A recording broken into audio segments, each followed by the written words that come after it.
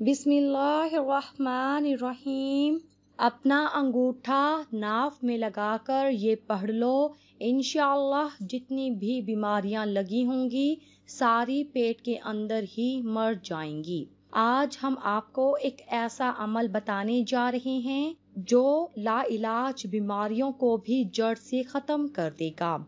आज का जो मैं अमल आपको बताने जा रही हूँ ये पहले आपने कभी नहीं किया होगा, ना तो कहीं से सुना होगा, ना ही पहले आपने किया होगा। बहुत ही ज्यादा खास अमल है, बहुत ही ज्यादा मुजर्रिब अमल है।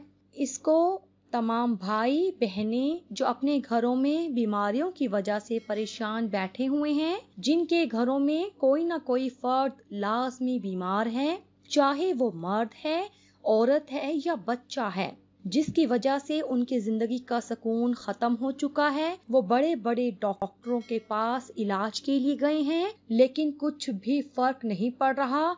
कुछ तो ऐसे मरीज घरों में मौजूद हैं कि जिनकी बीमारियों का भी पता नहीं चल रहा कि उनको कौन सी बीमारी लगी हुई है। इंशाअल्लाह जब आप आज का ये अमल कर लेंगे तो अल्लाह के फजल से जितनी भी बीमारियां लगी होंगी, चाहे वो पुरानी बीमारियां हों, नई बीमारियां हों, वो सारी की सारी पेट के अंदर ही मर जाएंगी। क्योंकि सेहत की जो इब्तिदा है वो मैदे से होती है। अगर मैदा तंदुरुस्त हालत में रखेंगे तो इंसान की सेहत भी अच्छी रहेगी। जो पेट होता है वो तमाम बीमारियों का सच चश्मा होता है। अगर पेट नहीं ठीक रहेगा तो इंसान किसी न किसी बीमारी में जरूर मुब्तला रहेगा। आज आपने एक अंगूठे से ये अमल कर लेना है। एक अंगूठा जैसे ही आप नाक के ऊपर रख देंगे और जो अमल हम आपको बताएंगे उसको पढ़ना शुरू कर देंगे तो पेट के अंदर की जितनी भी बीमारियां होंगी वो सारी की सारी खत्म हो जाएंगी। सबसे पहले हम दुआ करते हैं, अल्लाह पाक हम सबको अपने फजलो करम से सेहत और आफियत अता फरमाए और हर बीमारी और परेशानी की सूरत में और अपने गुनाहों की माफी मांगने की तौफीक अता फरमाए। आमीन।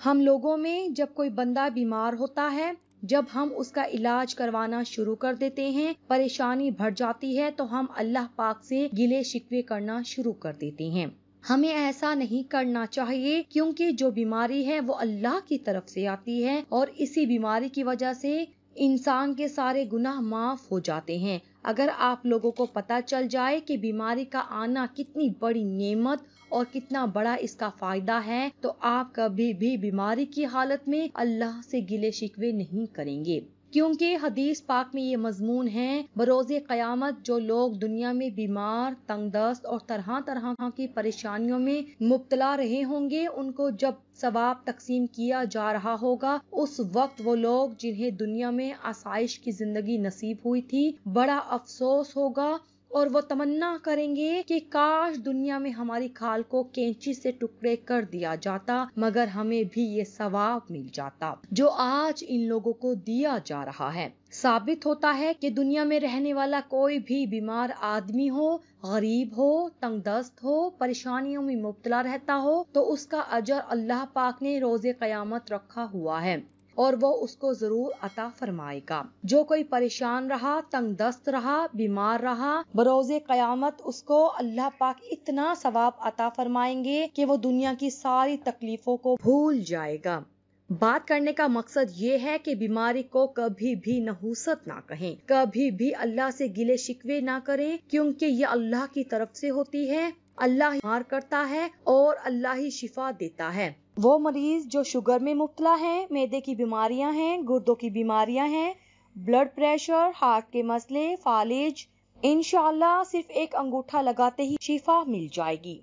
अब आप ये अमल नोट फरमा लें कि अगर आपके घर में कोई मरीज है तो उसको कहें कि अपने अंगूठे से ये अमल करना है। अगर आप खुद ही मरीज हैं तो आप खुद ही कर सकते हैं। जो कोई मरीज हो जिसकी बीमारी ना जा रही हो या जिसकी बीमारी का पता ना चल रहा हो, बहुत ज्यादा मुसीबतें तकलीफें बर्दाश्त कर ली हो और अब बर्दाश्त ना हो रहा हो कि किसी तरह से बीमारी खत्म हो जाए, तो अपना अंगूठा आपने दाएं हाथ का जो अंगूठा है اس کو اپنی ناک کے اندر رکھنا ہے اور اس کے بعد یہ عمل پڑھنا ہے۔ 1 مرتبہ سورۃ فاتحہ پڑھنی ہے، اس کے بعد 33 مرتبہ آپ نے پڑھنا ہے یا اللہ یا سلام، یا اللہ یا سلام۔ 33 مرتبہ یہ پڑھ کر پھر آپ نے 33 مرتبہ پڑھنا ہے یا شافی یا اللہ، یا شافی یا اللہ۔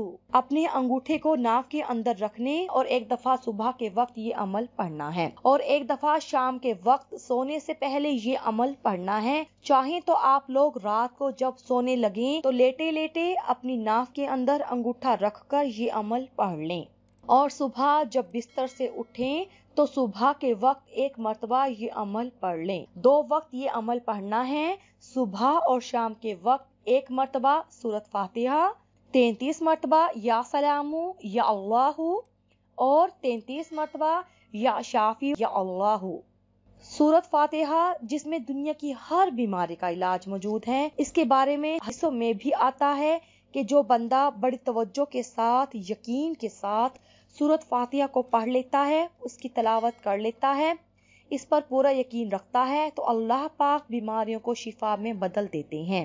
جن جن گھروں میں جو کوئی بیمار پڑا ہے ان کو یہ عمل بتا دیں، انشاءاللہ دنیا کی ہر بیماری جڑ سے ختم ہو جائیں گی۔ یوں کہہ لیں کہ پیٹ کے اندر ہی، جسم کے اندر ہی وہ بیماری مر جائے گی جب آپ انگوٹھا لگا کر یہ عمل پڑھ لیں گے۔